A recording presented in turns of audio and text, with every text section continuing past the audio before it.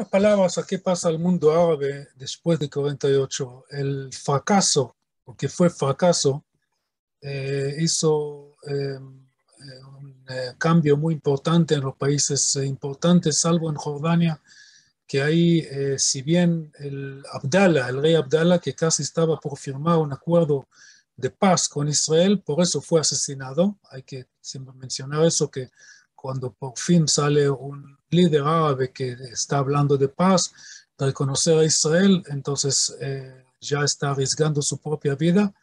Y me imagino que todos ustedes saben lo que pasó con Anwar Sadat en 1981. Okay, en 1951 eso es lo que pasa a Abdallah por rumores, porque nadie habló de eso oficialmente, fueron negociaciones clandestinas, pero igual eso no le molestó a ser asesinado por un árabe que dijo con los judíos no se hace paz. Bueno, salvo en el caso de Jordania, el resultado de la guerra hace mucha crítica dentro de países importantes, como el más importante, por supuesto, es Egipto. Y en 1952, los oficiales que estaban participando en la guerra y veían la corrupción y la falta de organización y de decisión y todo eso, lo que tiene que ver con lo que ellos llamaban, con razón, de su punto de vista, gobiernos corruptos, que tiene que ver con el sistema del rey, porque en Egipto había un rey, se llamaba Farouk. Entonces, en julio de 1952, hacen una revolución y forman una república. Y dentro de 2 años, uno de los oficiales que participaron en esta revolución de julio, el famoso Jamal Abdul Nasser, se hace el presidente de la República de Egipto. ¿Y qué es el objetivo de la República de Egipto? Bueno, no salvar el problema de la economía, ni mejorar la educación, ni mejorar la infraestructura, no. El objetivo principal es eliminar el Estado judío. Y para hacer eso, dice Nasser, hay que unir fuerzas y solamente con la unidad árabe, los árabes tienen la memoria de la época de Mahoma, cuando todos los árabes eran unidos, entonces tenía mucho éxito, llegaron hasta el sur de Francia, conquistaban toda la región, mucha gente se transformó, convirtió al Islam, y realmente en aquel entonces la civilización musulmana era mucho más avanzada en organización, en ciencia, en todo, infraestructura de la civilización cristiana. Entonces, ya viendo la crisis que el mundo árabe está en 1949, 1950, en esos años, entonces la conclusión de muchos árabes es muy simple y muy razonable. Hay que volver a la unidad del pasado para tener un futuro mejor. ¿Y quién le molesta tener un futuro mejor? Claro que el Estado judío, que sigue construyendo a su mismo, a pesar de los pasos que hacen todos los países árabes para evitar el crecimiento del Estado, porque el objetivo fue eliminar o no permitir un Estado judío. Antes de 48, los métodos eran en la diplomacia, en la ONU. Después que la ONU aceptó, o sea, sacó la resolución 181, después el paso siguiente era la guerra. Al fracasar con la guerra, entonces los países árabes empezaron a utilizar los mecanismos socioeconómicos. ¿Qué quiero decir eso? Los países árabes trataban de presionar a los países en Europa oriental, como por ejemplo Polonia y Rumania, que no permiten la salida de judíos a Eretz Israel, al Estado de Israel, sabiendo que tal cual como solían cantar en aquel entonces en Israel, no cantar, pero fue un slogan muy lindo, me olé, le olé, cojenu olé. Suena muy lindo, pero es un juego de palabras. De inmigrante al inmigrante, estamos ganando fuerza. ¿Ok? ¿ok? Porque la palabra olé en hebreo significa tanto un judío que emigra, que vuelve a su tierra, y también significa subir. Entonces, la aliyá está subiendo el poder del Estado y los árabes lo entienden perfectamente, entonces tratan de evitar la aliyá, la migración judía al Estado de Israel. Pero en Rumania, por ejemplo, ellos venden este derecho de los judíos de retornar a su tierra milenaria, lo venden por mucha plata, entonces le conviene y hay muchos judíos en Rumania, a pesar de la Segunda Guerra Mundial, entonces otra vez los árabes fracasan en eso. Y otra forma económica es boicotear todas las empresas internacionales. El caso más famoso, por supuesto, es Coca-Cola, que venden un producto que no tiene ninguna importancia, pero sin embargo mucha gente lo quiere y es totalmente legítimo. Pero como todo el mundo conoce esta empresa, entonces es una linda anécdota para mencionar.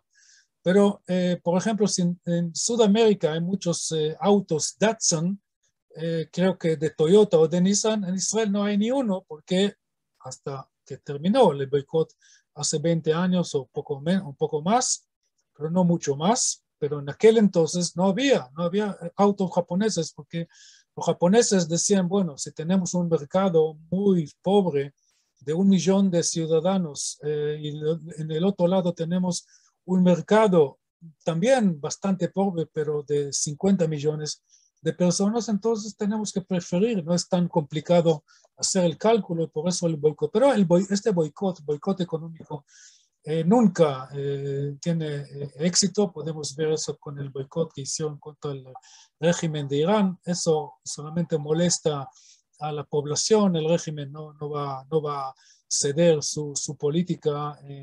Y claro que la comparación es totalmente al revés, porque la política del régimen de Irán de hoy es la destrucción de otros países, de Líbano, de Israel, por supuesto, y atentados terroristas, claro, y opresión de su propio pueblo. Uno no puede ser ni homosexual, ni nada por el estilo. Entonces, los europeos o los americanos piensan que al boicotear el régimen de Irán va a caer el régimen. Nada, o sea, solamente molestan a la población. Y en el caso de Israel, el boicot árabe no tuvo ningún éxito, aunque molestó, pero siempre hay formas de encontrar otra forma de encontrar lo que uno le hace falta, ¿no es cierto? Entonces, así que tenemos el boicot económico que también fue un fracaso. Después, la próxima etapa sería otra vez volver a la guerra, y de eso vamos a hablar en clases posteriores, cuando vamos a hablar de la guerra de los 6 días. Y hasta ahí tenemos que mencionar que el Estado de Israel, por un lado, tenía todos los vecinos que rechazaban su mera existencia, que el liderazgo, los nuevos liderazgos, como por ejemplo de Nasser, que estaban hablando de una revolución en el mundo árabe, que su primera etapa es eliminar el Estado judío. Por un lado, eso fue la mala suerte del Estado de Israel, pero por el otro lado, el Estado de Israel tuvo la suerte que si hasta 1948 habían una cantidad de judíos, no se puede saber exactamente cuántos, pero judíos que todavía sospechaban si realmente el sionismo puede lograr sus objetivos, si sería posible dentro de un mundo tan problemático establecer un Estado judío. A partir de 1948 ya la mayoría, estoy hablando de por lo menos 98% del pueblo judío está apoyando a Israel. Y este apoyo no es solamente, por ejemplo, la familia de mi padre, las familias de mis padres le han mandado desde Argentina, que en aquel entonces, en los años 50, era mucho más rica que Israel relativamente, entonces le mandaron alimentos por correo. Y no es una cosa pequeña, porque igual como mis padres, habían miles y miles y miles de personas en Israel que tenían familiares en países desarrollados. Entonces, cuando el gobierno israelí está calculando el año fiscal que viene, por ejemplo, en el fines durante el 52, están calculando cómo vamos a manejar la economía en 53, saben por la aduana, no, la gente no pagaba en la aduana, pero estas valijas pasan por el correo, por la aduana, entonces sabía el gobierno de calcular qué peso tienen estas valijas en la economía nacional. Increíble, tenía un peso de 25%. Entonces, cuando uno habla del apoyo del pueblo judío, podemos empezar con las valijas, no sé, con miel, con azúcar, con arroz, que fueron mandados desde Argentina o de otros países, de Canadá, de Estados Unidos, de Inglaterra, habían judíos en cualquier lado, en Francia, en Bélgica, ¿ok? Entonces mandaron esos paquetes y con eso sirvió como parte de la alimentación de la población todo el tiempo creciente del Estado de Israel. Otro apoyo desde el punto de vista de los judíos fue, claro, en las contribuciones, donaciones de plata. ¿Ok? Mucha plata, decenas de millones de dólares que han llegado al presupuesto de la nación, del Estado de Israel. Y por tercera cosa, mencionar una cosa que me imagino que ustedes ya pueden imaginar solos, el apoyo político, porque los judíos en Argentina o en Estados Unidos, en Canadá o en Sudáfrica son ciudadanos locales, entonces ellos tienen el derecho de empujar las cosas que le parezca importante, igual como la población irlandesa en Estados Unidos ha puesto su peso para mejorar el futuro de sus hermanos en Irlanda. Y así, eso es parte de la vida política en países demócratas. Entonces, este cambio hay que mencionarlo, podemos llamar el proceso de la sionismosación, inventé una palabra, o sea, el prosionismo de la mayoría del pueblo judío, que no fue sobreentendido para nada. Hace 100 años, la mayoría de los judíos tenían sentimiento a Eretz Israel, tenían sentimiento al pasado orgulloso del rey David, del rey Salomón y todo eso. Claro, memorizaban la destrucción del segundo templo, etcétera, etcétera. Pero al, al, al, al calcular los chances, sus chances personales y el chance del Estado de Israel, antes que fue creado, de realmente tener éxito, entonces ellos dijeron, bueno, mejor como mis abuelos, mis 4 abuelos que iban de Polonia a Argentina. Mi propio abuelo, uno de los 4, vino a Israel en los años 50 con la idea de instalarse en Israel. No logró por razones de salud, pero en su momento, en los años 20, cuando hizo el cálculo, él sabía que ya hay sionismo, etcétera, pero él dijo, bueno, si yo me quiero casar y quiero tener un futuro económicamente, no sé si Palestina es el mejor lugar. Entonces, como sus hermanas ya estaban en Estados Unidos, pero como él ya no pudo entrar a Estados Unidos por las leyes Johnson, entonces él decidió, en lugar de ir al Norteamérica, fue al Sudamérica. Eso cambia, ya en los años 30 más y más judíos están apoyando el Estado de Israel y cuando termina la guerra de 48 ya, como dije antes, la gran mayoría de los judíos en el mundo están totalmente en favor. Y el colmo va a ser en el año 67, cuando la identificación con Israel en su momento de crisis, porque así fue antes de la guerra de los 6 días, las 3 semanas, ya vamos a hablar de este tema, por supuesto, pero las 3 semanas que venían antes de la guerra de los 6 días fue un momento de crisis. Había mucha gente en el mundo, judíos, no judíos, que pensaban que ya está, que Nasser, que subió al poder en 54 con la promesa que él va a eliminar al Estado de Israel y por eso recibió cualquier cantidad de equipo militar de la Unión Soviética. Mucha gente en el mundo pensaban que ya está, él ya va a lograr lo que fracasó en 48.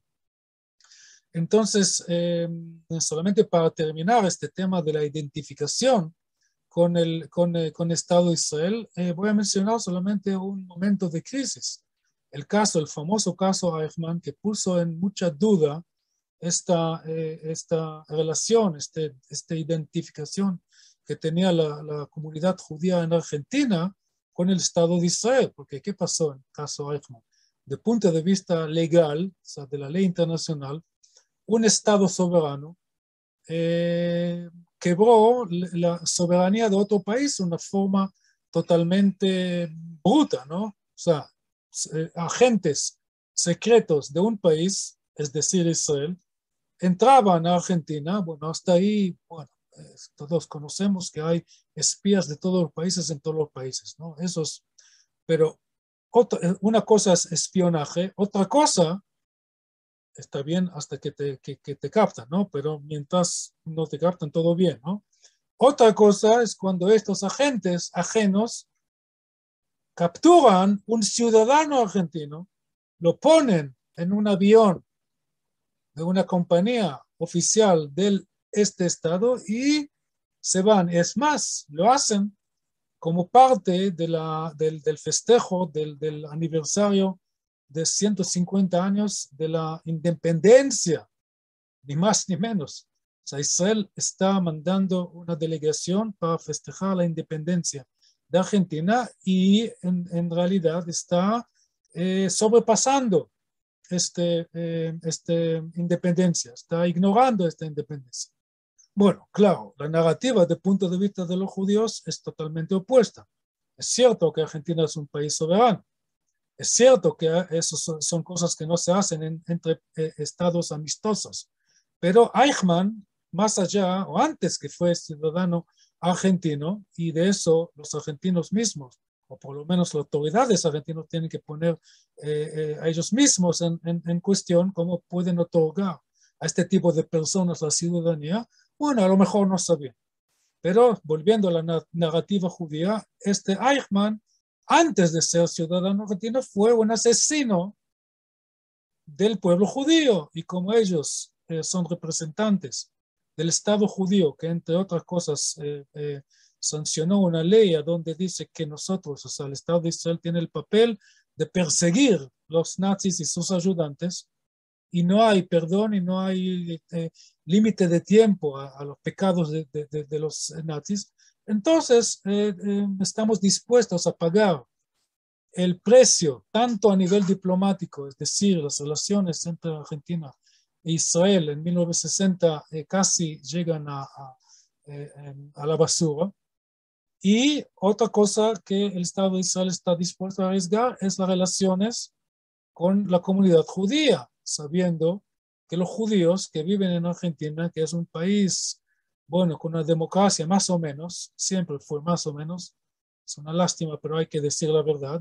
Entonces saben que los judíos, si bien involucraban integraban al país, a la sociedad, son muchos médicos y en el deporte, en la comunicación, en los bancos, profesores y bueno, también taxistas y todo lo que hay. Entonces, pero todo el tiempo hay como el nube del antisemitismo.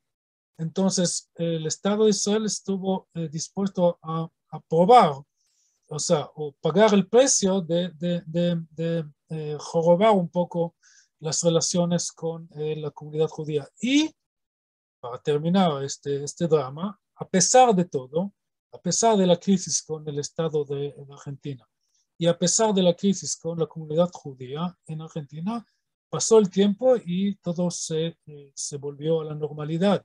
Y con eso creo que estoy comprobando el argumento que si bien los vecinos directos de Israel fueron, digamos, una pesadilla, la palabra más suave que puedo encontrar para describir la realidad en los años 50 y los años 60, por lo menos el Estado de Israel podía contar totalmente ante todo con los judíos que estaban en cualquier lado del mundo, por un lado viviendo como ciudadanos orgullosos de sus propios países, por otro lado judíos orgullosos al tener su estado independiente en su tierra milenaria.